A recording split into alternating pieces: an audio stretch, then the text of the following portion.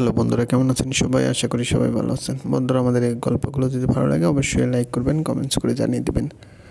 চ্যানেলে যদি নতুন হয়ে থাকেন অবশ্যই সাবস্ক্রাইব করে পাশে থাকা বেল আইকনটি প্রেস করে রাখুন। আজকের গল্প পথের টানে, পর্ব 4, লেখিকা জেরিন আক্তার। বিয়ে হয়ে যাওয়ার পরও নাইপ একটা বারো এই মেয়েটা মানে এখন যে তার বউ, তার সাথে একবারও কথা বলতে পারেনি। মেয়েটাও যদি রাজি না থাকে তাহলে আজকেই ডিভোর্সের ব্যাপারে ক্লিয়ার হয়ে যেতে হবে। নাইব ঢাকা গিয়ে মেয়েটাকে ডিভোর্স দিয়ে দেবে, তারপর ভুজুং বাজুং কিছু একটা দাদাকে বুঝিয়ে দিতে পারবে। বলতে গ্রামের মেয়ে তার সাথে মানিয়ে নিতে পারে না, এই বউ নিয়ে বন্ধু মহলে যাওয়া যায় না। দরকার পড়লে এটাও বলবে মেয়েটা তাকে পছন্দ করে না। ধুর, কী সব ভাবছি আমি, আমার এত মাথা ঘামাতে হবে না। ঢাকা গেলে যা করার আবরারই করবে। ওর মাথায় আমার থেকে 1000 গুণ ভালো আইডিয়া আছে। বাপ, তুই আমারে কই ঠেলে দিলি? এখন তো নিজে আরামসে সিল করতেছিস, এদিকে আমার বেহাল অবস্থা। নাহি ফোন হাতে নিয়ে আবরারকে কল করলো। দুবার রিং হবার পর আবরার কল তুললো। মামা, কি কইবি? শালা, বিয়েটা হয়েই গেল। তুই থাকতে আমার অমতে আমার বিয়ে হয়ে গেল। সব ওই বুড়োর কাজ। আমি তো ভাবতেছি কেউ মরে গেলেও আমি আর গ্রামে যাব না। দেখা গেল তোর পরে আমার পালা ধরিয়ে দেবে। তোর আম্মা বলতেছিল তোর কথা। আম্মা বললে কি হবে? আমি লাভ ম্যারেজ করবো, বুঝছস? ভাই, আমার ডিভোর্সের ব্যবস্থা কর। আবরার হাসতে হাসতে বলল, ওরে শালা, একটু আগে বিয়ে করলি আর এখনই ডিভোর্স চাই তোর? ঠিকঠাক মতো বাসরটা তো করে নে, তারপর ডিভোর্সের কথা ভাবা যাবে। উত্তর বাচ্চা, বউ রাখবো না, বাসর কইরা কি করবো? আমি কিছু জানি না, তুই আমারে বাঁচামু। আমারে ভাবতে দে। কাল তুই ঢাকায় চলে আয়। এখান থেকে যাইতে দিলে তো যামু, আসতে না দিলে কইবি তোর চাকরি নট হয়ে যাইব। দেখি, কিন্তু আমি এই মায়ারে সঙ্গে নিয়ে যাবো না। মইরা গেলেও না, নিয়ে আয়। তোর পছন্দ না হইলে আমি রাইখা দেব। সিঙ্গেল মানুষ আমি, বুঝোসই তো। না না না, আমি এই বিয়ে মানি না, শুনেছ? আমি এই বিয়ে মানি না। দাদি, মা, তোমরা শুনে রাখো, মানি না আমি এই বিয়ে। নদী ঘরের জিনিসপত্র উলটপালট করছে আর চেঁচিয়ে মা দাদির উদ্দেশ্যে কথাগুলো বলছে। তার পরনের শাড়ি খুলে যাচ্ছে, মাথার চুল এলোমেলো হয়ে গেছে। ওই বুড়ো মিথ্যে বলে আমাকে ঢাকা থেকে এনেছে, এখানে এনে জোর করে আমাকে বিয়ে দিয়েছে। আমি এই বিয়ে মানি না। যাব না আমি ওই ছেলের ঘরে, থাকবো না আমি, ডিভোর্স নিয়ে নেব আমি। দাদি নিচু গলায় বলছেন, আস্তে ক নাতি, আস্তে কথা ক। তোর দাদা হলে কেলেঙ্কারি হইয়া যাইব। কেলেঙ্কারির বাকি রেখেছো তোমরা? আমাকে কেন জোর করে বিয়ে দিলে? আমি কি পালিয়ে যাচ্ছিলাম? তোর দাদা আমাদের কারো কথা শুনে? তুই ক। বুড়াটা তো আমারেও জোর কইরাই বিয়ে করছে। ওই বুড়া পাগল হয়ে গেছে, বুড়োর মাথা ঠিক নেই। সময় থাকতে বুড়োকে পাবনা পাঠাও, নইলে নিজের সাথে সাথে তোমাদের সবাইকে পাগল বানিয়ে ফেলবে। দেখছো না, আমাকে তো অর্ধেক পাগল বানিয়েই ফেলেছে। রাগে দুঃখে কষ্টে নদীর কান্না পাচ্ছে। এখন সবাইকে বকেই বা লাভ কি? বিয়েটা তো হয়েই গেল, এখন চিল্লাচিল্লি করলেও তো কিছু হবে না। দাদা গলা খাকারি দিয়ে রুমে এসেছে। নদী এতক্ষণে শাড়ি ঠিক করে নিয়েছিল। নদীকে এলোমেলো দেখে দাদা বললেন, কি হয়েছে তোমার?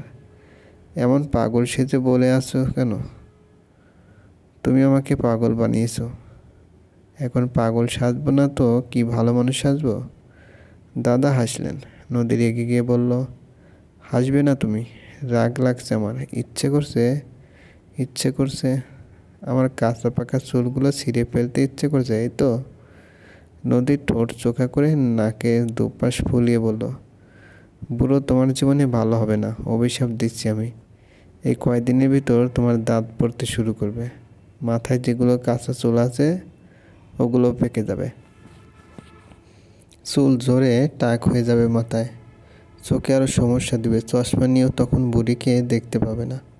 মনে রেখো, আমার অভিশাপ কিন্তু লেগে যায়। নদীর কথা শুনে দাদা শব্দ করে হাসতে লাগলেন। দাদিও না হেসে পারলেন না। অনেক কষ্টে হাসি থামিয়ে দাদা বললেন, পাগলের বেশ ছেড়ে এখন ভালো মানুষ হয়ে যাও। তুমি তো মনে হয় নাহিবকে ঠিক মতো দেখোইনি। কাউকে দেখব না আমি, কাউকে না। ওই নাহিব টাইপের সাথে আমি থাকবো না, ডিভোর্স নেব আমি। এবার দাদার চোয়াল শক্ত হয়ে গেল। থমথমে গলায় বললেন, এই কথা যেন তোমার মুখে জীবনেও আর না শুনি। আমাদের বংশের কোনো মেয়ে স্বামীর বাড়ি থেকে চলে আসেনি, তুমি আসবে না। ছেলেটাকে না চিনেই তুমি এসব বলছো। এমন ভালো ছেলে আমি আর একটা দেখিনি, ওর সাথে তোমার কোনো সমস্যা হবে না। দাদা আর না দাঁড়িয়ে চলে গেলেন। নদী দাদির দিকে ফিরে কাঁদো কাঁদো মুখ করে বলল, এর আগে আমাদের বংশের কাউকে তো এমন জোর করে বিয়ে দেওয়া হয়নি। নিজের ইচ্ছেতে বিয়ে হলে কেউ কেন শ্বশুরবাড়ি থেকে আসবে? আমার ইচ্ছা অনুযায়ী বিয়ে দিলে আমিও দেই দেই করে নাচতে নাচতে বরের সাথে চলে যেতাম। নাইফের ঘর সাজানো হচ্ছে। রনি আর কয়েকজন মিলে ফুল দিয়ে ঘর সাজাচ্ছে। নাইফ বাইরে থেকে এসে এসব দেখে চোখ ছানা বড়া করে বলল, এই আমার ঘরে তোরা এসব কি করছিস? এইসব জঙ্গল নিয়ে আমার ঘর থেকে বিদায় হ। জঙ্গল না ভাই, এগুলো ফুল। তুমি ফুলও চেনো না নাকি? জঙ্গল বলছো কেন? ওইসব ফুল টুল নিয়ে যা তো এখন। সকালে আসার পর থেকে তো শান্তিতে 1 মিনিট বসতে দিলি না। এখন কি রাতে ঘুমাতেও দিবি না? না, দাদা বলে দিয়েছেন ফুল দিয়ে সুন্দর করে যেন তোমার ঘর সাজিয়ে দিই। নাইফ চোখ বড় বড় করে বলল, কেন? কেন কি আবার? ভাইয়া তুমি দেখি কিছুই জানো না। ঘর সাজাবো না? বিয়ে হয়েছে না তোমার? বাহ। রনি বড় ভাইয়ের সামনে আরও কিছু বলে ফেরার আগে নাইফ হাত উঁচিয়ে থামিয়ে দিয়ে বলল, হয়েছে হয়েছে, দাদার কথা তো তোরা অমান্য করবি না। সাজা, ভালো করে সাজা। সাজানো শেষ হলে তাড়াতাড়ি বিদায় হ। ঘুমে আমার চোখ বুজে আসছে। রনি মুখ টিপে হাসছে, সাথে বাকিরাও মিটমাট করে হাসছে। নাইফ মনে মনে ভাবছে, উফ বাবা কি বিচ্ছু বিচ্ছু পোলাপান, সব বুঝে দেখছি এরা। কিন্তু এই মেয়েটাকে ধরে বোধে এই ঘরে দিয়ে যাবার আগে আমাকে কিছু একটা করতে হবে। ফোন নিয়ে নাইফ ঘর থেকে বেরিয়ে গেল। বুড়োটা তো জ্বালিয়ে খাচ্ছে, নাইফ কি করবে এখন? এই বুড়ো তো হাত পা ধুয়ে তার পিছনে পড়েছে, জোর করে বিয়ে করিয়েছে। এখন কি জোর করে বাসরটাও করাবে? না না না।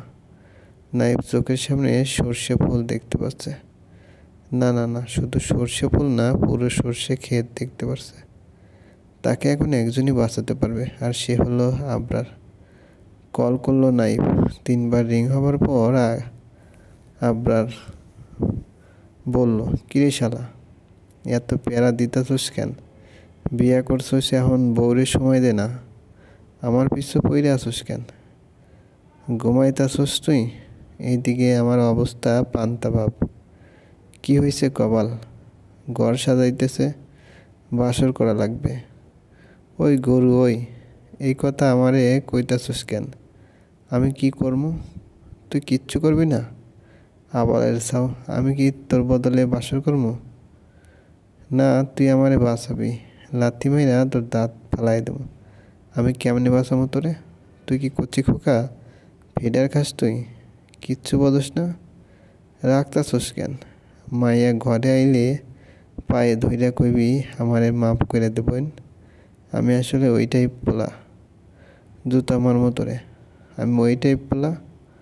ওই টাইপ না তাইলে বাসর করতে এত ভয় পাইতাছিস কেন? আর ইশারে ভালোবাসি আমি, এই কথা তোর বউরে ক। দেখ, জ্বালাইস না আমারে, ঘুমাইতে দেবাল। সকালে অফিস আছে, তুই ঢাকায় পরে কথা কম। এমন ফোন বন্ধ করতাছি। দাদি এসে নদীকে নাইফের ঘরে দিয়ে গেল। যাবার সময় বাইরে থেকে দরজা লাগিয়ে দিয়ে গেল। নদী জড়সড় হয়ে বিছানার এক পাশে বসে আছে। নাইফ আমতা আমতা করছে, কি বলবে বুঝতে পারছে না। নদীর ভিতরে ভিতরে লোকটার উপর রাগে ফেটে পড়ছে। লোকটার আক্কেল জ্ঞান কিচ্ছু নেই। একটা মেয়ের অনুমতি না নিয়ে ধেই ধেই করে নাচতে নাচতে বিয়ে করে ফেললো। নাইফ 1 হাত লম্বা ঘোমটা দেখে নাক কুচকালো। গ্রামের মেয়ে দেখেই বোঝা যাচ্ছে, নইলে এই যুগের মেয়েটা 1 হাত লম্বা ঘোমটা দেয় নাকি? নদী উঠে দাঁড়ালো, ঘোমটা সরিয়ে নাইফের দিকে তাকালো। কোমরে দু হাত রেখে কিছু বলতে যাবে, এমন সময় নাহিদ তার মুখ চেপে ধরে ফেললো। চলবে। গল্পটি ভালো লাগলে অবশ্যই লাইক করবেন।